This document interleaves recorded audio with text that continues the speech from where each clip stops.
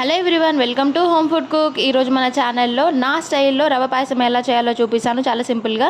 ముందుగా మీకు కావాల్సిన డ్రై ఫ్రూట్స్ అన్ని తీసి పక్కన పెట్టుకోండి. పాలు కూడా పరిగించండి. ఇక్కడ వచ్చేసి 200 గ్రామ్స్ సూజీ రవ్వ తీసుకున్నాను, అదేనండి సన్న రవ్వ. అండ్ ఒక మందపాటి గిన్నెలో నెయ్యి వేసి కరిగించండి. ముందుగా నేను డ్రై ఫ్రూట్స్ అన్ని వేయిస్తున్నాను, దూరగా వేయించుకోండి, మంట సిమ్లో పెట్టి. ఇక్కడ పాలు కూడా మరిగిపోయినాయి, నాకు స్టవ్ ఆఫ్ చేసుకుంటున్నాను. డ్రై ఫ్రూట్స్ కూడా వేగిపోతున్నాయి. అండ్ ఇక్కడ బెల్లం వచ్చేసి 200 గ్రామ్స్ తీసుకున్నాను. 200 గ్రామ్స్ రవ్వ, 200 గ్రామ్స్ బెల్లం అనమాట. సో డ్రై ఫ్రూట్స్ బాగా వేగిపోయినాయి. ఇప్పుడు తీసి ఒక గిన్నెలో పెట్టేసుకుందాం ఇవన్నీ. ఇప్పుడు అదే గిన్నెలో మరి కొంచెం నెయ్యి వేసి రవ్వ అనేది వేయించుకుందాం అనమాట. సిమ్లో మంచిగా బాగా కలపండి, రవ్వ మొత్తం నెయ్యిలో మిక్స్ అయ్యేటట్టు చూడండి. బాగా కలిపేసాము.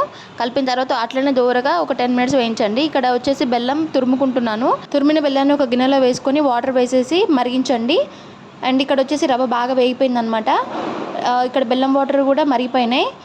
నేను ముందుగా ఒక గ్లాస్ వాటర్ వేసుకుంటున్నాను, అది మీ ఇష్టం. డైరెక్ట్ బెల్లం వాటర్ కూడా వేసుకోవచ్చు, అది ఆప్షనల్ అండి. అండ్ వచ్చేసి ఇక్కడ బెల్లం వాటర్ కూడా వేస్తున్నాను. ఇప్పుడు చాలా త్వరగా ఉడికిపోతుంది అనమాట, ఎందుకంటే ఆల్రెడీ రెండు వేడిగానే ఉన్నాయి కాబట్టి. సో సిమ్లోనే పెట్టండి, ఒక 5 మినిట్స్లోనే రెడీ అయిపోతుంది. ఇప్పుడు ఇలాచి పౌడర్ కూడా యాడ్ చేసుకోండి, మీ టేస్ట్ తగ్గట్టు. టేస్ట్ చాలా బాగుంటుంది. ఇలా ఇప్పుడు అంత బాగా కలిసేటట్టు కలుపుకోండి. చూసారు కదా, రవ్వ బాగా ఉడికిపోయింది. ఇప్పుడు ముందుగా వేయించుకున్న డ్రై ఫ్రూట్స్ అన్ని వేసుకుందాం. స్టవ్ ఆఫ్ చేసిన తర్వాత మాత్రమే మనం ఆల్రెడీ మరిగించుకున్న పాలను వేసుకోవాలి. వేసుకొని మూత పెట్టుకోండి, కలపొద్దు, ఎందుకంటే పాలు విరిగే ఛాన్స్ ఉంటుంది.